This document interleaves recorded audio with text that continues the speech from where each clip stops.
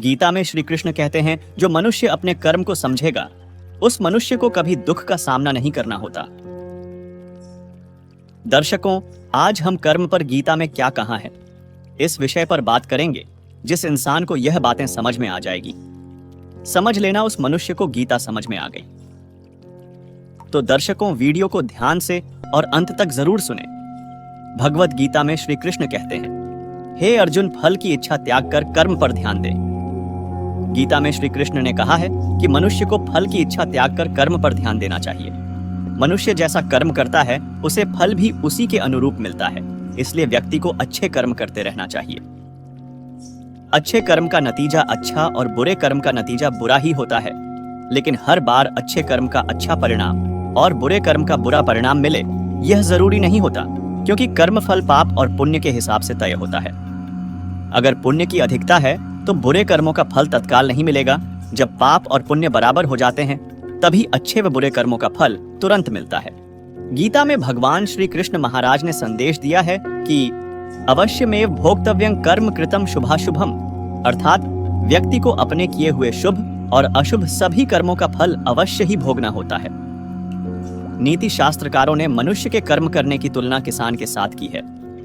वह कहते हैं कि यो यद्वपति बीजन लभते हि तादृशं फलन, अर्थात जिस प्रकार एक किसान अपने खेत में जिस फसल का बीज बोता है वही बीज फसल के रूप में किसान काटता है। इस सिद्धांत के विरुद्ध न कभी आज तक हुआ है और न कभी आगे होगा, इसलिए कहावत प्रसिद्ध है कि बोए पेड़ बबूल के तो आम कहां से हुए। यही व्यवस्था परमात्मा द्वारा बनाई गई सृष्टि में मनुष्यों के ऊपर लागू होती है। परमात्मा ने मनुष्य को कर्म करने के लिए स्वतंत्र रखा है। इंसान जैसा चाहे कर्म कर सकता है। अच्छे या बुरे कर्म मनुष्य की विवेक शक्ति के ऊपर निर्भर करते हैं। मनुष्य अपने जीवन में जैसे जैसे कर्म करता जाता है वैसे वैसे ही उसके जीवन का निर्माण होता जाता है, परंतु परमात्मा ने मनुष्य को केवल कर्म करने की स्वतंत्रता दी है। कर्म फल व्यवस्था परमात्मा के अधीन है। जैसे कर्म किए हैं वैसा ही फल मिलेगा। यह निश्चित है, क्योंकि परमात्मा न्यायकारी है। परमात्मा मनुष्य द्वारा किए जाने वाले प्रत्येक कर्मों को जानने वाला है। परमात्मा के आगे किसी की सिफारिश नहीं चलती। इस कलयुग में तो लोग रिश्वत देकर अपना काम निकालते हैं, लेकिन परमात्मा को कोई रिश्वत नहीं दे सकता। इसलिए परमात्मा को पूर्ण न्यायकारी कहा गया है। परमात्मा की अटल न्याय व्यवस्था से कोई भी आज तक न तो बचा है और न ही आगे बचेगा। इसलिए अच्छे कर्म करने वाला व्यक्ति डरता है। बुरा कर्म करने वाला व्यक्ति हर समय भयभीत होता है। उसके मन में सदैव यह शंका रहती है कि कभी मेरे बुरे कर्म सामने न आ जाएं। बुरे कर्मों के सामने आते ही उसे उन कर्मों का फल मिलना शुरू हो जाता है। ईश्वर द्वारा सभी प्राणियों को कर्म करने की स्वतंत्रता मिली है। कोई भी प्राणी कभी भी इच्छानुसार कैसा भी कर्म कर सकता है। इन कर्मों की आजादी के कारण ही जीवन में नयापन बना रहता है। यदि कर्म करने की आजादी न हो तो जीवन में जीवन जैसा कुछ भी नहीं रहेगा। इसी आजादी के कारण व्यक्ति पाप, पुण्य या मुक्ति में गति कर सकता है। कर्मों की इस आजादी के कारण सबको अपना अपना फल मिलता रहता है और व्यक्ति उसको भोगता रहता है। इसी कारण जगत में इतनी अलग अलग सोच के लोग हैं। इसलिए भगवान गीता में कहते हैं, सभी प्राणी कर्म करने में स्वतंत्र है। व्यक्ति कई प्रकार के कर्म करता है, जिनमें अधिकतर कर्म बांधने वाले होते हैं। बांधने का मतलब है अपना फल देकर व्यक्ति को जगत में फंसाए रखने वाले होते हैं, क्योंकि ये कर्म आसक्ति और अहंकार से किए जाते हैं। वहीं कुछ दूसरे प्रकार के कर्म होते हैं, जिनमें हम कर्म तो करते हैं, लेकिन उनका फल हमारे चित्त में इकट्ठा नहीं होता। ऐसे कर्मों को करने की तकनीक भगवान बताते हैं कि कर्म ऐसे किया जाए कि उसके फल में आसक्ति न रहे। इसके लिए भगवान कहते हैं कि तू इन कर्मों को मुझे अर्पण कर दे। यह एक ऐसी प्रक्रिया है जिसमें व्यक्ति के अंदर कर्म करने का अहंकार नहीं रहता और उस कर्म के फल की इच्छा भी नहीं रहती।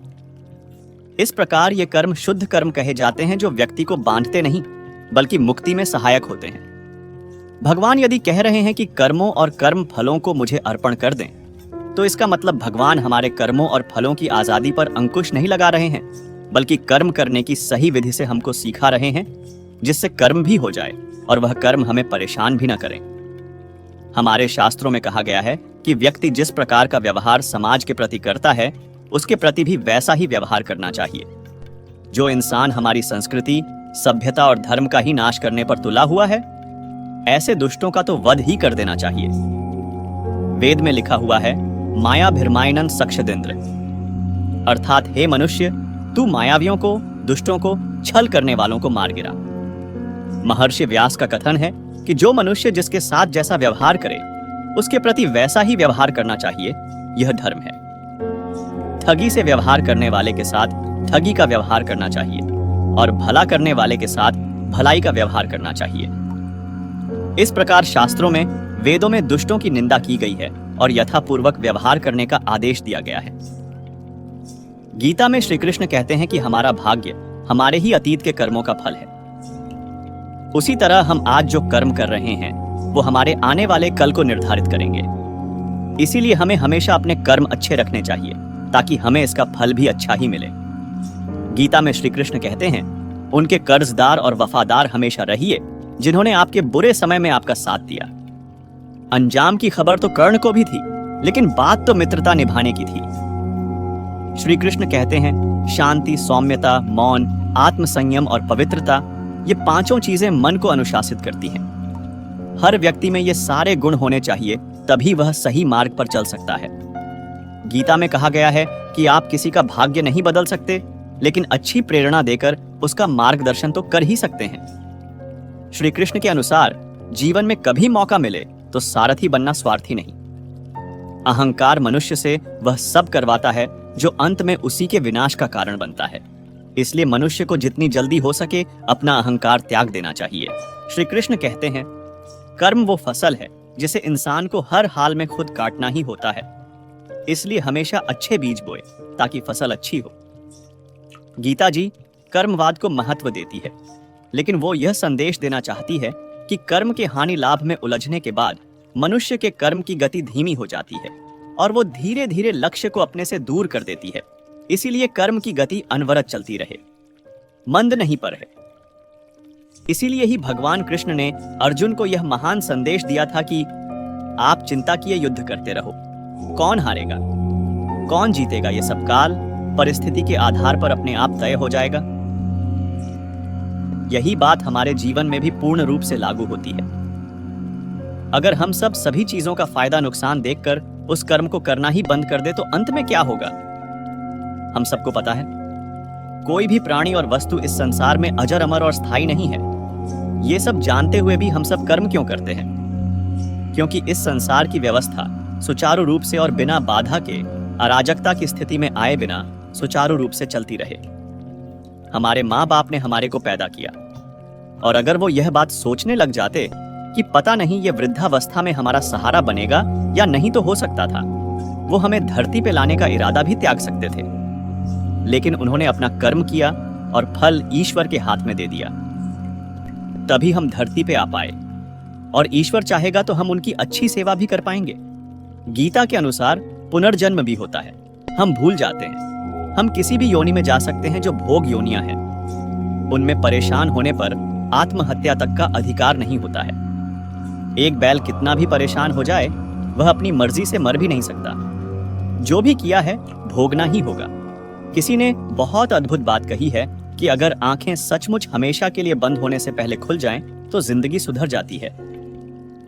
दोस्तों, अगर हम कुछ कर्म ही नहीं करते तो हमारा जीवन ही व्यर्थ है, और हम मेहनत से काम करेंगे तो उसका फल जरूर मिलेगा। दोस्तों, मेहनत ही सफलता का शॉर्टकट है, कोई अन्य शॉर्टकट नहीं है। तुम्हें मेहनत करनी होगी, मेहनत करनी ही होगी। आपको ईमानदारी से प्रयास करने होंगे। अगर आप कहते हैं कि परिणाम अच्छा नहीं आया, तो आपको खुद से पूछना होगा कि क्या हमारे प्रयासों में कोई कमी है। दोस्तों, पुराणों में कहा गया है कि जो कुछ भी हमें मिलता है, माता पिता, भाई बहन, पति पत्नी, बहू बेटे, यह सब हमारे पिछले जन्म के आधार पर ही मिलते हैं। लोगों से इस जन्म में हमारा रिश्ता है। यह वही लोग हैं जिससे हमारा कभी ना कभी कोई रिश्ता जरूर था, कोई हिसाब किताब था, जिसे पूरा करने के लिए भगवान हमें धरती पर भेजते हैं। दोस्तों, एक बार किसी गांव में एक किसान अपने परिवार के साथ रहता था, और उसकी पत्नी और वह बहुत ही नेक विचारों के इंसान थे। उनके एक बेटी भी थी जो कि अपाहिज थी। किसान और उसकी पत्नी दोनों ही अपनी पुत्री को अपाहिज देखकर बहुत दुखी रहते थे। उन्होंने अपनी बेटी के पांव का इलाज भी करवाया, परंतु कोई फायदा नहीं हुआ। इसीलिए किसान और उसकी पत्नी दोनों अपनी बेटी की सेवा करते थे, उसके पैरों की मालिश करते हैं, उसे अपने हाथ से खाना खिलाते थे। किसान यह सोचकर परेशान रहता था, उसके बाद उसकी बेटी का क्या होगा, उसका ध्यान कौन रखेगा। किसान के गांव के पास दूसरे गांव में एक प्रसिद्ध संत महात्मा रहते थे। किसान अपनी पत्नी के साथ उन संत महात्मा की सेवा करने जाते थे और उनके उपदेश सुनते थे और वहां पर आए हुए लोगों की सेवा करते थे। एक दिन जैसे ही महात्मा जी का प्रवचन खत्म हुआ, किसान ने कहा कि संत महात्मा में और मेरा परिवार आपकी और लोगों की बहुत सेवा किया करते हैं, कभी किसी का बुरा नहीं करते और अहिंसा के मार्ग पर चलते हैं और सच्चे मन से भगवान की पूजा अर्चना करते हैं। फिर भी हमारी बेटी अपाहिज क्यों पैदा हुई? उसे अपाहिज देखकर हमें बुरा लगता है। किसान की यह बात सुनकर महात्मा ने अपने नेत्र बंद कर लिए और कुछ समय बाद वापस नेत्र खोले और कहा कि मैं तुम्हारा पूर्व जन्म देख लिया है और यह सब तुम्हारे पूर्व जन्म के पापों का फल है। पूर्व जन्म में तुम अपनी पत्नी और बेटे बहू के साथ रहते थे। तुम्हारा बेटा नगर के बाहर राजा के यहाँ नौकरी करता था और पिछले जन्म में जो तुम्हारी बहू थी वही अब तुम्हारी बेटी है भाई। तुम्हारे घर में एक दुधारू गाय भी थी जिसकी तुम बहुत सेवा करते थे, लेकिन अपनी बहू के साथ तुम्हारा व्यवहार बहुत गलत था। तुम सदा अपनी बहू को बहुत परेशान करते थे और उसे खरी खोटी सुनाते थे। तुम्हारी बुरी बातें सुनकर तुम्हारे बहू बहुत परेशान थी, लेकिन फिर भी वो कुछ भी नहीं बोलती थी। एक बार की बात है, वो इतनी सहेली के साथ मेला देखने चली गई थी। वापस आने पर तुमने गुस्से से एक डंडा उसकी तरफ फेंका, जिससे उसके पैर की ही हड्डी टूट गई और वह एक पैर उठाकर चलने लग गई और पूरे जन्म में वह परेशान ही रही, लेकिन फिर भी वो कुछ नहीं कहती थी। इस जन्म में तुम्हारी बेटी तुम्हारी वही बहू है, झूठ, जो अपना हिसाब पूरा करने के लिए आई है। जैसे तुमने उसे उस जन्म में रुलाया था, वह इस समय में तुम्हें रुला रही है। हालांकि तुमने गाय की सेवा की थी, जिसके कारण तुम्हें इस जन्म में बुद्धि निर्मल मिली है, तुम्हारा ज्यादा बुरा नहीं हुआ। तुम्हें अपने कर्मों की ही सजा मिली है, इसलिए हमेशा अच्छे और नेक कर्म करने चाहिए। कर्म का फल हर पल हमें मिलते रहता है, क्योंकि एक एक सांसों में हमारे साथ जो घटना घटित हो रही है वह हमारे कर्मों का परिणाम ही है। कर्म के कारण ही हम सांस ले पा रहे हैं, तो किसी की सांस अभी अभी खत्म हो चुकी होती है। कर्म हमारी काया तो उसका फल हमारी परछाई है, दोनों सदा साथ साथ ही रहते हैं। कर्म के कारण ही कोई आसानी से सांस ले पाता है, तो कोई दमा में दम घुटता महसूस करता है। कर्म का फल हमको जागते, सोते, उठते, बैठते भोगना ही होता है। कर्म का कुछ फल तो तुरंत मिलता है, तो कुछ कर्मों के फल के लिए जन्मों जन्म इंतजार करना होता है। जैसे किसी ने आग में हाथ डाला तो तुरंत जल जाएगा, उसके लिए कल या परसों नहीं लगेगा। किंतु अपने यदि किसी का खून किया है, किसी को बेतहाशा तंग किया है, तो हो सकता है उसी जन्म में इसका फल ना मिले, लेकिन देर सबेर जरूर इसका दुष्परिणाम आपको भुगतना होगा ही। इसके फल से कोई बच नहीं सकता, चाहे ईश्वर का अवतार भगवान राम ही क्यों ना हो। उन्होंने भी बाली को छुपकर मारा था।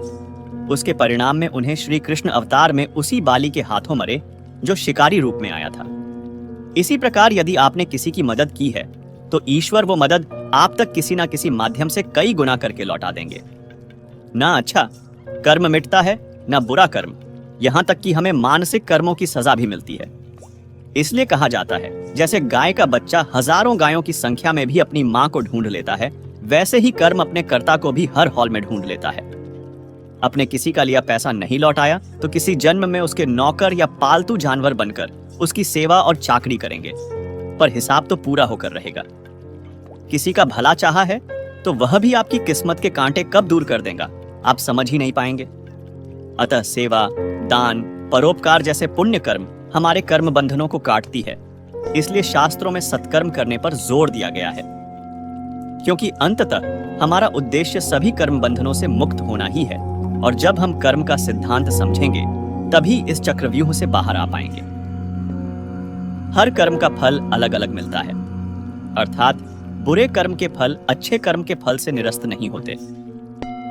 कुछ कर्मों जैसे दैनिक दिनचर्या के कर्मों के फल तो साथ के साथ ही मिल जाते हैं, परंतु कुछ कर्मों के फल संचित हो जाते हैं और कुछ समय पश्चात इसी जन्म में या आने वाले जन्मों में प्रारब्ध के रूप में मिलते हैं। वर्तमान में किए जा रहे कर्म क्रियमाण कर्म कहलाते हैं। ऐसे क्रियमाण कर्म जिनके फल साथ के साथ नहीं मिलते वे संचित कर्म कहलाते हैं, और संचित कर्म प्रारब्ध के रूप में विभिन्न योनियों में भोगे जाते हैं और क्रमशः निरस्त होते जाते हैं। सबसे अंत में जीव पुनः बचे हुए कर्मों को प्रारब्ध के रूप में लेकर मनुष्य योनि में आता है। अन्य योनियों और मनुष्य योनि में यह अंतर है कि जबकि अन्य योनियों में जैसे जैसे कर्म भोगे जाते हैं वे निरस्त होते जाते हैं, परंतु मनुष्य योनि में प्रारब्ध कर्म भोगे जाने पर निरस्त तो होते हैं, परंतु हर भोगे जाने वाला कर्म नए कर्म पैदा करता जाता है। दरअसल मनुष्य योनि में भोगे जाने वाला कर्म प्रारंभ में क्रियमाण कर्म होता है, जो फिर संचित और प्रारब्ध कर्मों का स्रोत बनता है।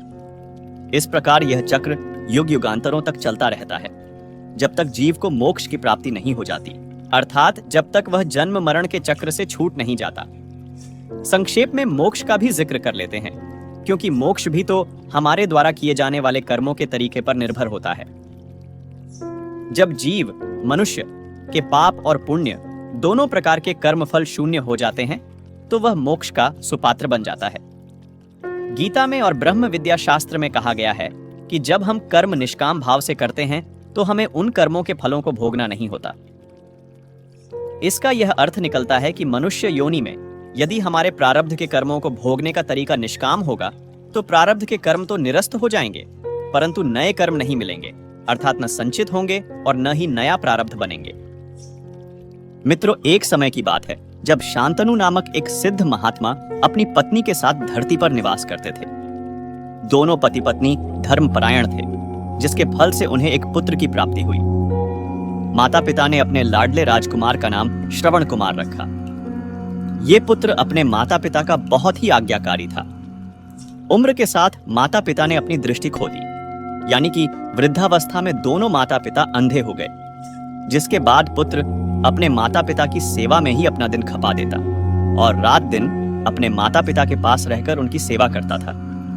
कभी भी उन दोनों को अकेला नहीं रहने देता था और अपने माता पिता से बहुत प्यार करता था। लेकिन अंधे माता पिता ने एक दिन अपने पुत्र से अपनी इच्छा व्यक्त करते हुए कहा, बेटा, हम दोनों की तीर्थ यात्रा पर जाने की इच्छा है, क्या तुम हम लोगों को पुण्य तीर्थों के दर्शन करवाओगे? माता पिता की इच्छा पूरी करने के लिए श्रवण कुमार ने हामी भर दी और उन्हें तीर्थ यात्रा हेतु ले जाने की तैयारी करने लगा। अब बेटा माता पिता को कैसे लेकर जाएगा, यह सोचने लगा। पुत्र ने माता पिता को तीर्थ दर्शन कराने हेतु एक कांवर यानी कि कावड़ तैयार की तथा उन्हें उसमें बैठाकर तीर्थ यात्रा के लिए निकल गया। भारत के विभिन्न तीर्थों में दर्शन करते हुए श्रवण अपने माता पिता को अवध क्षेत्र में ले पहुंचा। अब वहां पहुंचे ही थे कि श्रवण के माता पिता को प्यास लग गई, तो श्रवण ने उन्हें एक वट वृक्ष की छांव के नीचे बैठाया और स्वयं सरयू नदी में पानी लेने चला गया। संयोगवश उसी समय राजा दशरथ शिकार खेलने वन में आए हुए थे। जैसे ही श्रवण कुमार ने सरयू में जल भरने हेतु लौटा डुबाया, उसके स्वर ने राजा दशरथ का ध्यान अपनी ओर खींच लिया।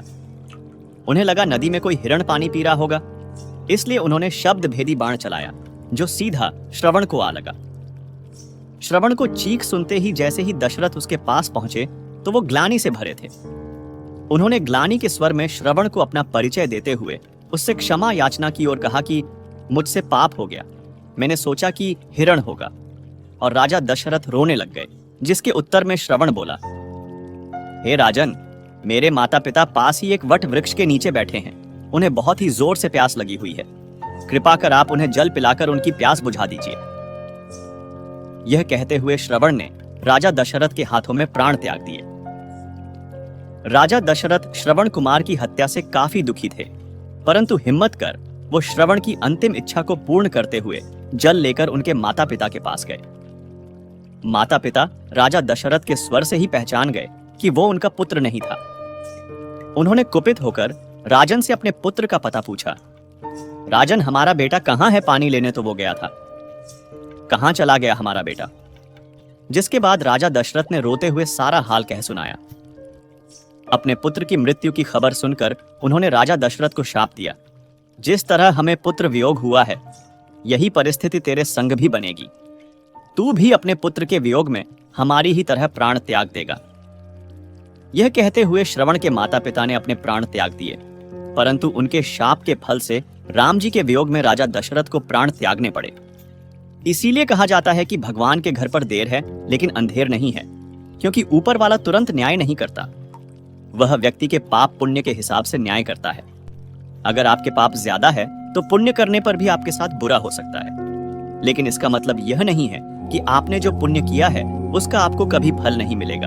फल तो जरूर मिलेगा, ईश्वरीय विधान से मिलेगा, जिसे हम तो क्या आज तक कोई महान महापुरुष भी नहीं समझ पाते, क्योंकि वह भी कर्म के फेर में फंसकर रह जाते हैं। मित्रों, सुख दुख का कारण मनुष्य के कर्म ही है, ग्रह नहीं। मनुष्य जैसा काम करता है वैसा ही फल पाता है।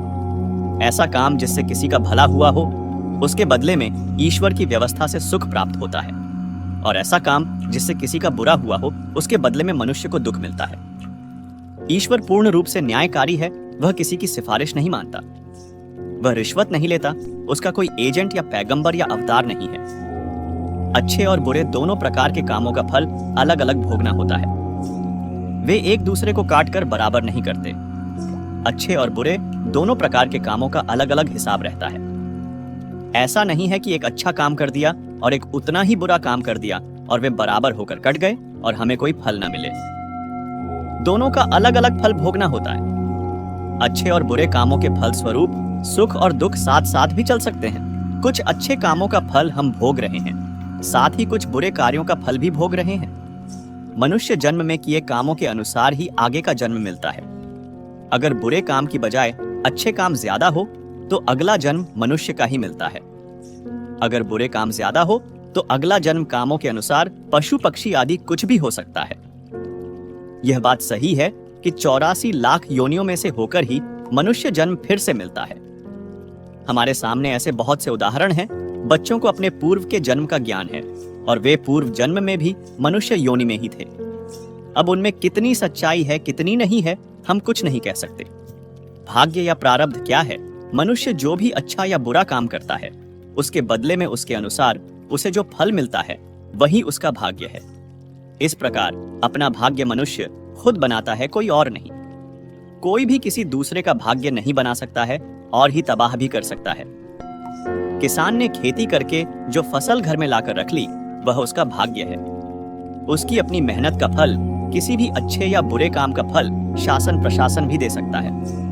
अगर शासन प्रशासन ना दे तो ईश्वर तो देता ही है, क्योंकि सारी दुनिया चलाने वाले तो भगवान ही है ना। कोई भी कर्म बिना फल के नहीं रहता। जैसे माता पिता अपनी संतानों को बुरे कार्यों से हटाकर अच्छे कामों में लगाने की कोशिश करते हैं, वैसे ही ईश्वर भी करता है। जब मनुष्य कोई बुरा काम करने लगता है तब उसे अंदर से भय, शंका, लज्जा महसूस होती है, और जब वह कोई अच्छा काम करने लगता है उसे आनंद, उत्साह, अभय, खुशी महसूस होती है। यह दोनों प्रकार की भावनाएं ईश्वर की प्रेरणा होती हैं। मनुष्य कुकर्म क्यों करता है? मान लेना कि कुकर्म के फल से बचने का उपाय कर लेंगे तथा राग, द्वेष और लालच के कारण ही मनुष्य कुकर्म कर बैठता है। अथर्ववेद में कहा है कि कर्म का फल कर्म करने वाले को ही मिलता है। इसमें किसी और का सहारा नहीं होता, न मित्रों का साथ मिलता है और न ही घर वालों का। कर्म फल प्राप्ति में कमी या अधिकता नहीं होती। जिसने जैसा कर्म किया उसको वैसा ही और उतना ही फल मिलता है। महाभारत में युद्ध की समाप्ति पर गंधारी श्री कृष्ण से कहती है कि निश्चय ही पूर्व जन्म में मैंने पाप कर्म किए हैं, जो मैं अपने पुत्रों, पोत्रों और भाइयों को मरा हुआ देख रही हूँ। मित्रों, आपको बता दें कि महाभारत में धृतराष्ट्र अंधे थे, लेकिन उन्हें यह अंधापन पिछले जन्म में मिले एक श्राप के कारण मिला था। धृतराष्ट्र ने ही गांधारी के परिवार को मरवाया था। लेकिन क्यों मिला था उन्हें अंधे होने का श्राप, और क्यों मरवाया था उन्होंने अपनी पत्नी गांधारी के परिवार को? दोस्तों, भीम ने धृतराष्ट्र के प्रिय पुत्र दुर्योधन और दुशासन को बहुत ही निर्दयता से मार डाला था। इस कारण धृतराष्ट्र भीम को भी मार डालना चाहते थे। जब युद्ध समाप्त हो गया तो श्री कृष्ण के साथ युधिष्ठिर, भीम, अर्जुन, नकुल और सहदेव महाराज धृतराष्ट्र से मिलने पहुंचे। युधिष्ठिर ने धृतराष्ट्र को प्रणाम किया और सभी पांडवों ने अपने अपने नाम लिए प्रणाम किया। श्री कृष्ण महाराज के मन की बात पहले से ही समझ गए थे कि वे भीम का नाश करना चाहते हैं। क्योंकि भीम ने ही उनके पुत्र दुर्योधन को मारा था, इसलिए वह दुर्योधन का बदला भीम से लेना चाहते थे। धृतराष्ट्र ने भीम को गले लगाने की इच्छा जताई तो श्री कृष्ण तो भगवान थे, वो पूरी बात पहले ही समझ गए थे। तब श्री कृष्ण ने तुरंत ही भीम के स्थान पर भीम की लोहे की मूर्ति आगे कर दी। धृतराष्ट्र बहुत शक्तिशाली थे। उन्होंने क्रोध में आकर लोहे से बनी भीम की मूर्ति को दोनों हाथों से दबोच लिया और मूर्ति को ध्वस्त कर डाला। मूर्ति तोड़ने की वजह से उनके मुंह से भी खून निकलने लगा और वे जमीन पर गिर गए।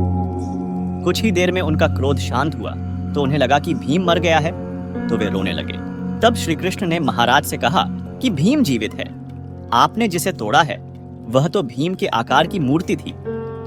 इस प्रकार श्री कृष्ण ने भीम के प्राण बचा लिए। मित्रों, हमें पुराणों से यह बात पता चलती है कि धृतराष्ट्र अपने पिछले जन्म में एक बहुत दुष्ट राजा था। एक दिन उसने देखा कि नदी में एक हंस अपने बच्चों के साथ आराम से विचरण कर रहा है। उसने आदेश दिया कि उस हंस की आंख फोड़ दी जाए और उसके बच्चों को मार दिया जाए। इसी वजह से अगले जन्म में वह अंधा पैदा हुआ और उसके पुत्र भी उसी तरह मृत्यु को प्राप्त हुए जैसे उस हंस के। भीष्म ने धृतराष्ट्र का विवाह गांधार की राजकुमारी गांधारी से कराया था। विवाह से पूर्व गांधारी को यह बात मालूम नहीं थी कि धृतराष्ट्र अंधे हैं। जब गांधारी को यह बात मालूम हुई तो उसने भी अपनी आंखों पर पट्टी बांध ली। अब पति और पत्नी दोनों अंधे के समान हो गए थे। धृतराष्ट्र और गांधारी के 100 पुत्र और एक पुत्री थी।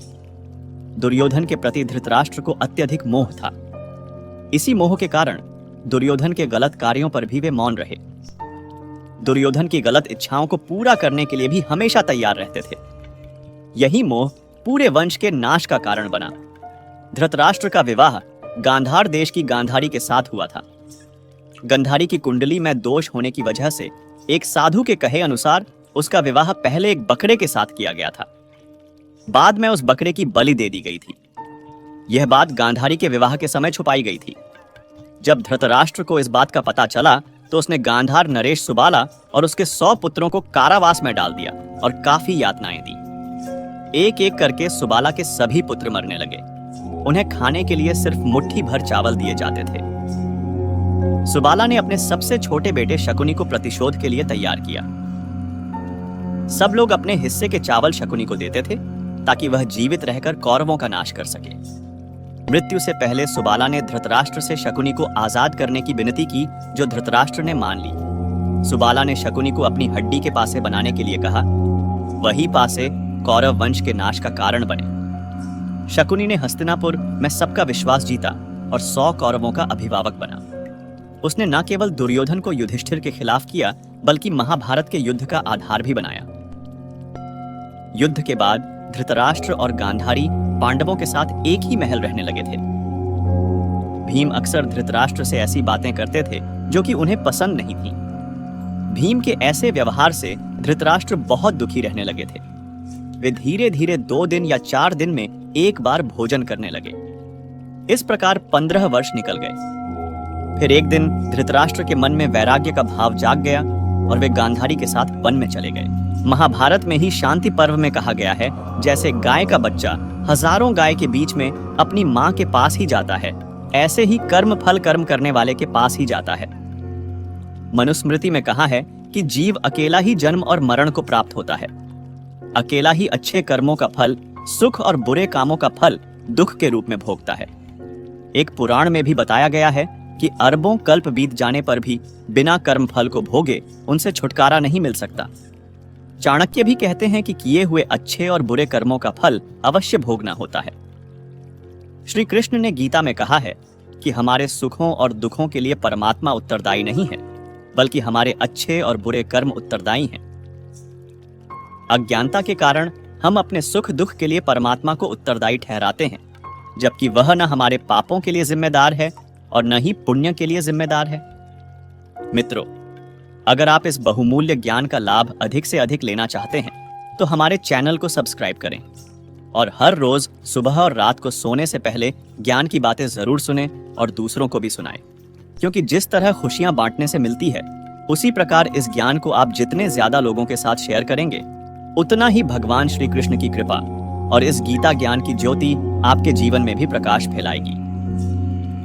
मित्रों, वाल्मीकि ने रामायण के युद्ध कांड में कहा है कि रावण के मारे जाने के बाद जब हनुमान लंका में सीता को राम की विजय का समाचार सुनाने गए, तब सीता ने हनुमान से कहा, मैंने यह सब दुख पूर्व जन्म में किए हुए कामों के कारण ही पाया है, क्योंकि अपना किया हुआ ही भोगा जाता है।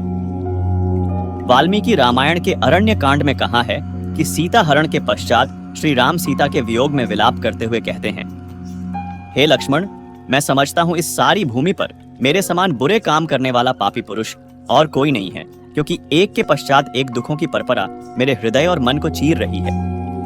पूर्व जन्म में निश्चय ही मैंने एक के पश्चात एक बहुत से पाप किए हैं, उन्हीं पापों का फल आज मुझे मिल रहा है।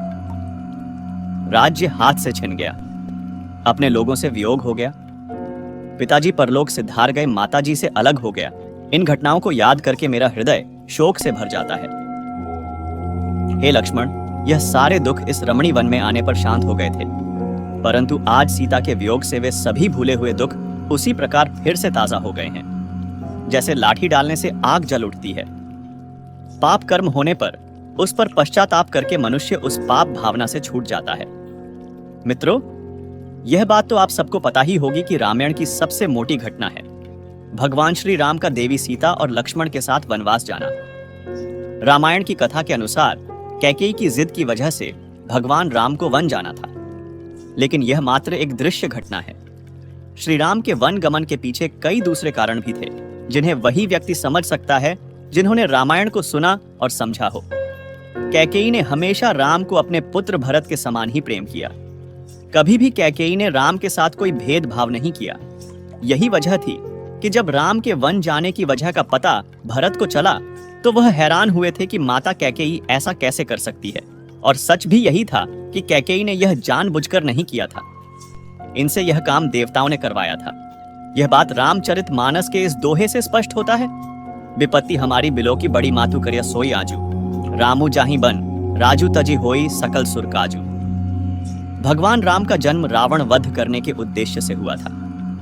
अगर राम राजा बन जाते तो देवी सीता का हरण और इसके बाद रावण वध का उद्देश्य अधूरा रह जाता। इसलिए देवताओं के अनुरोध पर देवी सरस्वती कैकेयी की दासी मंथरा की मति फेर देती है। मंथरा आकर कैकेयी का कान भरना शुरू कर देती है कि राम अगर राजा बन गए तो कौशल्या का प्रभाव ज्यादा जाएगा, इसलिए भरत को राजा बनवाने के लिए तुम्हें हठ करना चाहिए। मंथरा की जुबान से देवी सरस्वती बोल रही थी, इसलिए मंथरा की बातें कैकेयी की मति को फेरने के लिए काफी थी। कैकेयी ने खुद को कोप भवन में बंद कर लिया। राजा दशरथ जब कैकेयी को मनाने पहुंचे तो कैकेयी ने भरत को राजा और राम को 14 वर्ष का वनवास का वचन मांग लिया। इस तरह भगवान राम को वनवास जाना पड़ा। इसके अलावा जो कारण है उसका संबंध एक शाप से है। नारद मुनि के मन में एक सुंदर कन्या को देखकर विवाह की इच्छा जगी। नारद मुनि नारायण के पास पहुंचे और हरि जैसी छवि मांगी। हरि का मतलब विष्णु भी होता है, वानर भी। भगवान ने नारद को वानर मुख दे दिया। इस कारण से नारद मुनि का विवाह नहीं हो पाया। क्रोधित होकर नारद मुनि ने भगवान विष्णु को शाप दे दिया कि आपको देवी लक्ष्मी का वियोग सहना होगा और वानर की सहायता से ही आपका वापस मिलन होगा। इस शाप के कारण राम सीता का वियोग होना था, इसलिए भी राम को वनवास जाना पड़ा। पांचवां और सबसे मोटा कारण स्वयं भगवान श्री राम है। तुलसीदास जी ने रामचरितमानस में लिखा है, होई ही सोई जो राम रची राखा, यानी भगवान राम की इच्छा के बिना कुछ भी नहीं होता। भगवान राम स्वयं ही अपनी लीला को पूरा करने के लिए वन जाना चाहते थे, क्योंकि वन में उन्हें हनुमान से मिलना था, सबरी का उद्धार करना था, धरती पर धर्म और मर्यादा की सीख देनी थी। इसलिए जन्म से पहले ही राम यह तय कर चुके थे कि उन्हें वन जाना है और पृथ्वी से पाप का भार कम करना है। तो इस प्रकार भगवान ने समझाया था कि कर्म का फल भगवान होकर भी उन्हें भी भोगना पड़ा था। मित्रों, अपने किए हुए कर्म के फल से बचने का शास्त्रों में कहीं कोई उपाय नहीं बताया। पाप का फल अवश्य मिलेगा, यह सोचकर मनुष्य को कर्म करने से नहीं बचना चाहिए। लोग पूछते हैं कि कुकर्म से बचने के उपाय क्या है। अपने आप को ईश्वर के साथ होने से मनुष्य पाप कर्म से बच सकता है, यह जानकर कि ईश्वर हर समय मेरे साथ है, मेरे सभी कामों को देखता है तथा उसके अनुसार मुझे फल भी देता है, तभी मनुष्य दुष्कर्म से बच सकता है। महाभारत में कहा है कि धर्म का सर्वस्व जानना चाहते हो तो सुनो, दूसरों का जो व्यवहार आपको अपने विरुद्ध लगता है अर्थात दूसरों का जो व्यवहार आपको पसंद नहीं आता, वैसा व्यवहार आप दूसरों के साथ मत करो। जैसे अग्नि अपने पास आई लाठी को जला देती है, ऐसे ही वेद का ज्ञान मनुष्य में पाप की भावना को जला देता है। अर्थात वेद के स्वाध्याय से मनुष्य में पाप कर्म करने की भावना समाप्त हो जाती है। यजुर्वेद में बताया है कि जो मनुष्य अपनी आत्मा का हनन करते हैं, अर्थात मन में कुछ और बोलते कुछ और करते कुछ और है, वैसे मनुष्य असुर दैत्य राक्षस पिशाच समान है। वे कभी भी आनंद को प्राप्त नहीं करते। जो आत्मा मन वाणी और कर्म से कपट रहित एक आचरण करते हैं, वही देवता है। वैसा मनुष्य लोक और परलोक में सुख भोगते हैं। सत्य की ही जीत होती है, झूठ की नहीं। सत्य पर चलकर ही मनुष्य देवता बनता है। लोग सत्य पर चलकर ही परमात्मा को पाकर आनंद प्राप्त करते हैं। ईश्वर की न्याय व्यवस्था में जो किसी का जितना भला करेगा, उसको उतना ही सुख मिलेगा, और जितना किसी का बुरा करेगा, उतना ही उसे दुख मिलेगा। इस प्रकार सत्य और पक्षपात रहित न्याय का आचरण तथा परोपकार के कार्य ही सुखरूप फल देने वाले हैं। क्रिया की प्रतिक्रिया का नियम शाश्वत है। इसे सर्वत्र देखा और अनुभव किया जा सकता है। क्रियाओं के जैसे बीज होंगे, वैसे ही फल परिणाम के रूप में सामने आएंगे। गेहूं का बीज गलकर अपने अदृश्य असंख्य बीज पैदा करता है। आम का बीज गलकर आम ही पैदा करता है। नीम का बीज गलता है, वह नीम का वृक्ष ही पैदा करता है। गेहूं के बीज से नीम का वृक्ष आया, ऐसा ना तो देखा गया और नहीं सुना गया। प्रकृति के उपवन में कर्मफल व्यवस्था के उदाहरण सर्वत्र देखे जाते हैं। जब माली मन चाहे पुष्पों के लिए उनके पौध लगाता, तत्काल बिना किसी प्रकार के प्रतिदान की अपेक्षा किए उन्हें सींचता रहता है, उनका पालन करता है। किसान भी इसी प्रकार के मनोयोग धैर्य का परिचय देता है। फल पाने में उतावला नहीं होता, क्योंकि उन्हें यह मालूम होता है कि समय पर फल मिलेगा ही, कर्मों का सुनिश्चित फल। लेकिन कुछ मानवीय कृत्य ऐसे होते हैं जिनका तत्काल फल नहीं मिलता। भले कर्मों के सुनिश्चित परिणाम होते हुए भी तुरंत मिलते ना देखकर कितने ही व्यक्ति उस शाश्वत व्यवस्था पर उंगली उठाते संदेह करते हैं, जिसे कर्म फल सिद्धांत के रूप में जाना जाता है। कितने व्यक्ति तो धरती तथा उसकी नियम व्यवस्था पर भी आशंका व्यक्त करने लगते हैं। उन्हें यह बात भली भांति जाननी चाहिए कि भगवान किसी को ना तो दंड देता है और ना पुरस्कार। वह केवल विधि व्यवस्था का विधायक और नियंता मात्र है। सृष्टि की क्रमबद्ध और समता को बनाए रखने भर का ध्यान रखता है। व्यक्तिगत जीवन में उसका हस्तक्षेप नहीं के बराबर है। हर किसी को उसने यह पूरी आजादी दी है कि जो चाहे जिस तरह सोचे या करे। साथ ही विवेक का अनुदान देकर यह भी स्पष्ट कर दिया है कि चिंतन कर्तव्य का स्तर ही उसके सामने दंड पुरस्कार के रूप में सामने आएगा। स्वतंत्रता दिशा अपनाने भर की है, पर जो गलत मार्ग पर चलेगा वह चुभन से बच न सकेगा। ईश्वर ने मनुष्य को जितना स्वावलंबी बनाया है, उतना ही परावलंबी भी बनाया है। सर्वत्र स्वतंत्र मनुष्य नहीं, ईश्वर ही है। ईश्वर इसीलिए स्वतंत्र है कि उसने नियम व्यवस्था बनाई है और उसने सर्वप्रथम अपने को बांधा है। जहां विश्व का कण कण किसी विधान से बंधा है, उसी प्रकार ईश्वर भी मर्यादा पुरुषोत्तम है। मर्यादा टूटने ना पाए, उन्हें खराब करने का कोई दुस्साहस ना करे, इसलिए उसने अपने को भी प्रतिबंधित किया है। मित्रों, कर्म फल तत्काल मिले, ऐसी विधि व्यवस्था इस संसार में नहीं है। क्रिया और प्रतिक्रिया के बीच कुछ समय का अंतराल रहता है। बीज बोते ही फल फूलों से लगा वृक्ष सामने प्रस्तुत नहीं होता। गर्भ धारण के अगले क्षण ही जन्म नहीं होता, और जन्म के उपरांत तत्काल नवजात शिशु किशोर या प्रौढ़ नहीं बन जाता। अभिभावकों को उसके लिए धैर्य रखना होता है। बीज का फल वृक्ष और गर्भाधान का फल समर्थ संतान होता है। यह सही है, पर यह भी सही है कि आरंभ और परिणाम के बीच कुछ अंतर अवश्य रहता है। हथेली पर सरसों बाजीगर ही जमा सकते हैं। किसान को उसके लिए 6 महीने तक साधना और प्रतीक्षा करनी होती है।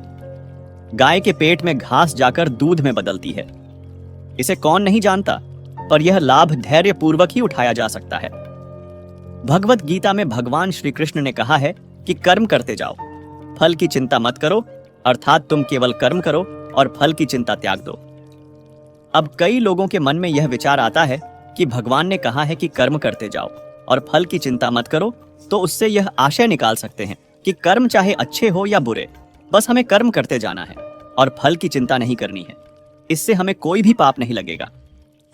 अब जरा ध्यान दीजिए कि भगवान श्री कृष्ण ने कहा है कि तुम्हें कर्म निष्काम भाव से करना है। सबसे पहले तो मैं बता दूं कि निष्काम भाव क्या है। निष्काम भाव का अर्थ है कि अहंकार, मोह, कामनाएं आदि के भावों से रहित होकर हमें कर्म करना है। जब यह दुर्गुण हमारे अंदर होंगे ही नहीं तो निश्चित सी बात है कि हम अपने स्वार्थ की पूर्ति हेतु कर्म करेंगे ही नहीं। जब हम अपने स्वार्थ के हेतु कर्म करेंगे ही नहीं तो पाप और पुण्य उत्पन्न होंगे ही नहीं, जिससे हमें इस लोक में फिर से पाप और पुण्य के फलों को भोगने के लिए जन्म लेना ही नहीं होगा, जिसके कारण हम मोक्ष के अधिकारी बन जाएंगे। फल की कामना हेतु कर्म ना करने का आशय केवल यही है कि तुम फल की इच्छा से कर्म ना करके केवल अपने कर्तव्यों, अपने धर्म के पालन हेतु कर्म करो। अर्थात तुम जो भी कर्म कर रहे हो वह तुम केवल अपने धर्म, अपने कर्तव्यों का पालन कर रहे हो। भगवत गीता में कई बातों को समझना आसान नहीं, क्योंकि जीवन दर्शन से संबंधित हर कथन में बहुत गहराई है। इसको समझने के लिए बहुत मंथन करना होता है। कर्म करो, फल की इच्छा ना करो। एक ऐसा कथन है जो कि 2-3 वर्ष तक मुझे भी विरोधाभासी लगता था, यानी कि जिंदगी देखने के बाद भी इस कथन को, इसके गुप्त रहस्य को समझ नहीं पाया था। गीता में दिए गए ज्ञान को समझने के लिए आत्मचिंतन और मनन की आवश्यकता है, और आत्मचिंतन, आत्ममंथन का विचार आने के लिए बुद्धि का परिपक्व होना जरूरी है।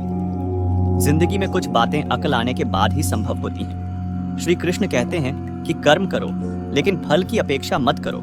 यहाँ कर्म करने पर इसलिए जोर दिया गया है कि कर्म का क्या परिणाम होगा इसे कोई नहीं जानता किसी आदमी को। जब कर्म का परिणाम यानी फल वही मिलता है जिसकी उसे अपेक्षा थी तो उसे प्रसन्नता होती है और संतोष का एहसास होता है कि चलो, मेरा कर्म की मेहनत बेकार नहीं गई। परंतु जब किसी व्यक्ति को अपने कर्म या अपनी मेहनत से अपनी अपेक्षाओं के अनुरूप परिणाम या फल नहीं मिलता तो उसे दुख होता है, गुस्सा भी आता है और उसकी अशांति का कारण भी बनता है।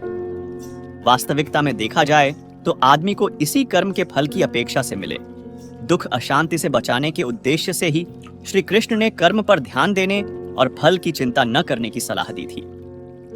सीधी भाषा में कहे तो श्री कृष्ण का जोर मंजिल की चिंता किए बिना यात्रा को पूरे दिल से करने पे है। यात्रा अगर पूरे दिल से की जाए तो मंजिल से कहीं भी कहीं गुना आनंदित कर सकती है। किसी भी कर्म का परिणाम या फल भविष्य में ही हो सकता है। वृक्षों पर या इंसान के जीवन में भी फल तुरंत नहीं लगते। अब अगर कोई माली पौधों या वृक्षों में पानी, खाद देते हुए भविष्य में होने वाली फसल से संबंधित सोच विचार करेगा तो उसे उस भविष्य की फसल से संबंधित विचार तनाव ही देंगे। श्री कृष्ण का यह संदेश मनुष्य को भविष्य के तनाव से बचाने का अचूक उपाय है। इसी विचार को और फैलाए तो हम पाएंगे कि कर्म किए जा फल की इच्छा न कर, यह गीता के उपदेश के जरिए श्री कृष्ण व्यक्ति को वर्तमान में भी जीने की सलाह दे रहे हैं। विश्व की लगभग सारी जनसंख्या उतना अपने वर्तमान के बारे में चिंतित नहीं जितना कि भविष्य को लेकर चिंतित है। हम लोग वर्तमान में कम ही रहते हैं। अगर कोई हमें मिलने हमारे वर्तमान में आए तो वर्तमान के पते पर हम कम ही मिलते हैं। हम अक्सर या तो अपने भूतकाल में विश्लेषण करते पाए जाते हैं या फिर भविष्य की योजनाएं बनाते मिलेंगे। कर्म करने पर ध्यान देने वाला व्यक्ति वर्तमान में ही रहेगा, वह भविष्य में जा ही नहीं सकता। और इसी बात के निष्कर्ष का दूसरा सिरा यह भी है कि फल की चिंता करने वाला शख्स ज्यादातर भविष्य में ही रहता है। फल के बारे में सोच विचार करने वाले लोग वर्तमान में नहीं रह सकते। मित्रों, पुराणों में वर्णित है कि धार्मिक मान्यताओं के अनुसार कंस को हर जन्म में भगवान विष्णु के द्वारा मारे जाने का श्राप मिला था। द्वापर युग में कंस ने हिरण्याक्ष के घर पर उसके बेटे के रूप में जन्म लिया था। इसका नाम कालनेमी था। असुर कालनेमी के 6 बेटे और 1 बेटी हुई। बेटी का नाम वृंदा था। वृंदा का विवाह जालंधर राक्षस से हुआ था, जिसका बाद में भगवान विष्णु ने वरण किया और वह तुलसी वृंदावन कहलाई। कालनेमी बहुत दुष्ट था। स्कंद पुराण की एक कथा के अनुसार उसने दैत्यों की सेना के साथ देवताओं पर आक्रमण कर दिया था ताकि वह अमृत कलश को देवताओं से छीन सकें। इस पर क्रोधित होकर भगवान विष्णु ने उसका अंत कर दिया। ऐसे में कालनेमी के 6 बेटों यानी हिरण्याक्ष के पोते ने उसके असुर स्वरूप से परिचित थे और इस कारण उन्होंने उसका गुणगान करने से माना कर दिया था। इस कारण उन सभी को हिरण्याक्ष ने श्राप दिया था कि वे पातालवासी हो जाएं। मगर कालनेमी के पुत्रों ने बहुत पुण्य कर्म किए थे, जिसके प्रभाव से उन पर इस श्राप का अलग प्रभाव हुआ।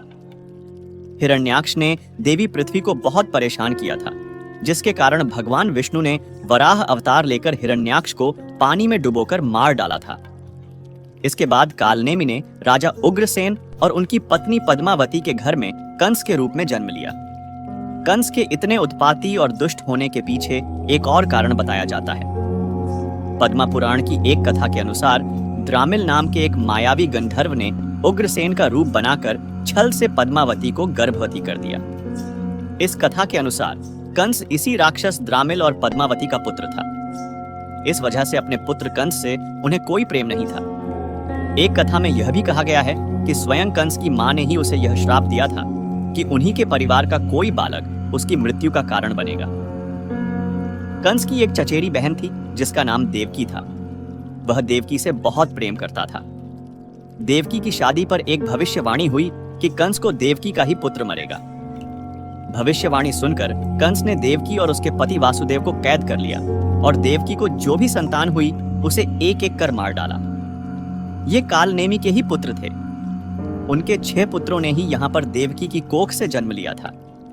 कथा के अनुसार दरअसल कालनेमि के इन पुत्रों के जन्म पर भी यही श्राप था कि उनकी मृत्यु स्वयं कालनेमि के हाथों से होगी और इसी कारण इस जन्म में कंस ने देवकी की कोख से जन्म ले रहे अपने ही पुराने पुत्रों को मार डाला। इस प्रकार कंस पर पापों का भार ज्यादा हो गया था। आखिर में स्वयं भगवान विष्णु ने कृष्ण के रूप में धरती पर जन्म लिया और गोकुल में पलने लगे। मगर उनका असली उद्देश्य तो कंस से अपने माता पिता और नाना को आजाद करना था। कंस द्वारा बहुत ढूंढने के बाद जब भगवान कृष्ण मिले तो उन्होंने भगवान कृष्ण को द्वंद्व युद्ध करने के लिए मथुरा बुलाया। भगवान कृष्ण ने कंस की इस चुनौती को स्वीकार कर बलराम के साथ मथुरा रवाना हो गए। भगवान कृष्ण को मरवाने के लिए कंस ने उनके रास्ते में एक पागल हाथी भेज दिया था, लेकिन कृष्ण ने उस हाथी को हरा दिया और मथुरा पहुंचे। इसके बाद कंस ने उन्हें अपने 2 सबसे अच्छे पहलवान मुष्टिका और छांडूर को हराकर दिखाने को कहा। तब दोनों भाई कृष्ण और बलराम ने इन्हें भी हरा दिया। इसके बाद भगवान कृष्ण ने कंस से उनकी तलवार छीनकर उनका सर कलम कर दिया तथा अपने प्रियजनों को कारागार से मुक्त कराया। इस प्रकार कंस को भी भगवान विष्णु के हाथों से मरने का मौका मिला, जिसके कारण उसके इस जन्म के भी सभी पाप धुल गए। तो इस तरह दोस्तों कर्म कभी भी हमारा पीछा नहीं छोड़ते, चाहे अच्छे हो या बुरे। अगर आप हर काम को एक समर्पण या भेंट की तरह करते हैं तो फिर आपके कर्म बंधन धीरे धीरे खुलने शुरू हो जाते हैं। जब तक आप कुछ भी न करने की स्थिति तक नहीं पहुंच जाते, तब तक आप चाहे जो कुछ भी करें उसे अपने भीतर एक समर्पण या भेंट के तौर पर करें। अर्पण की भीतरी स्थिति में आपको कृपा मिलनी शुरू हो जाएगी। अच्छे कर्म से अभिप्राय है पुण्य से सुख की प्राप्ति होती है, वहीं बुरे कर्म से अभिप्राय है पाप से दुख की प्राप्ति होती है। कौन ऐसा व्यक्ति है जो मोक्ष नहीं चाहता? कौन ऐसा व्यक्ति है जिसे सुख नहीं पसंद है? मनुष्य अच्छे कर्म करता है, उसका 3 कारण हो सकता है: सुख प्राप्ति के लिए, मोक्ष के लिए, या फिर पाप काटने के लिए। वास्तव में पाप काटने के लिए बहुत कम लोग ही अच्छे कर्म करते हैं, पर जो लोग ऐसा करते हैं मेरे समझ से वे अल्पजन हैं, क्योंकि पाप को अच्छे कर्मों से काटा नहीं जा सकता है, बल्कि अच्छे कर्म से पाप को करने से बचा जा सकता है। यदि एक बार पाप हो गया तो उसका परिणाम भुगतना ही होगा। कुछ लोग को तो ये पता भी नहीं चल पाता कि वे पाप कर रहे हैं, जबकि वास्तव में वे पाप ही कर रहे होते हैं। ऐसे में वे भी पाप के कहर से नहीं बच पाते। और कठिन स्थिति में कुछ लोग ईश्वर को दोषी ठहराते हैं, पर इसमें ईश्वर का क्या कसूर? हम तो उसके बच्चे हैं। कोई पिता ये नहीं चाहता कि उसका बेटा दुखी रहे, इसी तरह ईश्वर भी नहीं चाहते। इस स्थिति में ईश्वर केवल लाचार निगाहों से देखता रहता है, जैसे किसी मृग शावक के शेर के चंगुल में फंस जाने पर उसकी मां देखती रहती है और चाहकर भी कुछ नहीं कर पाती। दोस्तों, आपके मन में यह सवाल जरूर आता होगा कि क्या अच्छे कर्म करके बुरे कर्मों का असर खत्म किया जा सकता है? मित्रों, जब श्री कृष्ण महाभारत के युद्ध पश्चात लौटे तो गुस्से में भरी रुक्मिणी ने उनसे पूछा, बाकी सब तो ठीक था, किंतु आपने द्रोणाचार्य और भीष्म पितामह जैसे धर्मपरायण लोगों के वध में क्यों साथ दिया? तब श्री कृष्ण ने उत्तर दिया, ये सही है कि उन दोनों ने जीवन पर्यंत धर्म का पालन किया, किंतु उनके किए एक पाप ने उनके सारे पुण्यों को हर लिया। तब रुक्मिणी ने भगवान श्री कृष्ण से पूछा, वो कौन से पाप थे? श्री कृष्ण ने रुक्मिणी से कहा, जब भरी सभा में द्रौपदी का चीर हरण हो रहा था, तब ये दोनों भी वहां उपस्थित थे और ये दुशासन को आज्ञा भी दे सकते थे, उसे ऐसा करने से मना कर सकते थे, किंतु इन्होंने ऐसा नहीं किया। उनका इस एक पाप से बाकी धर्मनिष्ठता छोटी रह गई। रुक्मिणी ने भगवान से पूछा, और कर्ण?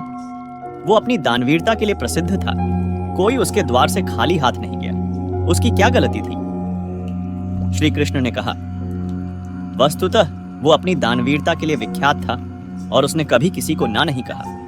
किंतु जब अभिमन्यु सभी युद्धवीरों को धूल चटाने के बाद युद्ध क्षेत्र में आहत हुआ भूमि पर गिरा हुआ था, तो उसने कर्ण से, जो उसके पास था, पानी मांगा।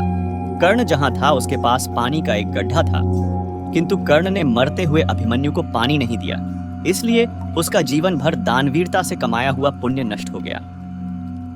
बाद में उसी गड्ढे में उसके रथ का पहिया फंस गया और वो मारा गया। अक्सर ऐसा होता है कि हमारे आसपास कुछ गलत हो रहा होता है और हम कुछ नहीं करते। हम सोचते हैं कि इस पाप के भागी हम नहीं हैं, किंतु मदद करने की स्थिति में होते हुए भी कुछ न करने से हम उस पाप के उतने ही हिस्सेदार हो जाते हैं। किसी स्त्री, बुजुर्ग, निर्दोष, कमजोर या बच्चे पर अत्याचार होते देखना और कुछ न करना हमें पाप का भागी बनाता है। रास्ते पर दुर्घटना में घायल हुए व्यक्ति को लोग नहीं उठाते हैं, क्योंकि वो समझते हैं कि वो पुलिस के चक्कर में फंस जाएंगे। इससे आपके अधर्म का एक क्षण सारे जीवन के कमाए धर्म को नष्ट कर सकता है। महाभारत के युद्ध के पश्चात श्री कृष्ण भीष्म पितामह से मिलने पहुंचे तो भीष्म ने कृष्ण से पूछा कि केशव, मुझे इतना दर्द क्यों हो रहा है? तब कृष्ण कुछ देर बाद बताते हैं कि पितामह, आप एक जन्म में राजा थे। आप कहीं जा रहे थे, रास्ते में एक सांप था, आपने उसे मरा समझकर अपने तीर से उठाकर फेंक दिया। वो नुकीले कांटों में जा गिरा, उसके कांटे उसके शरीर को बुरी तरह चुभ रहा था। उसने खूब बद्दुआ दी थी, उसी का फल आपको मिल रहा है। जो कांटों का दर्द उसे हो रहा है, वही दर्द आपको तीरों की सैया के नुकीले बाण चुभ रहा है, वही एहसास आपको हो रहा है। इसी तरह से अगर कोई पुण्य काम किसी जन्म में किया गया है और वही पुण्य काम इस जन्म में भी कोई कर रहा हो, तो उसका फल दुगुना हो जाता है। तो प्रिय दर्शकों, उम्मीद करता हूं कि आपको वीडियो पसंद आया होगा, और आप हमारे चैनल पर नए हो तो वीडियो को लाइक और चैनल को सब्सक्राइब जरूर करें और कमेंट में जय श्री राधे कृष्णा जरूर लिखें। आपके एक लाइक से ही हमें प्रेरणा मिलती है और हम मोटिवेट होते हैं। धन्यवाद। जय श्री राधे कृष्णा।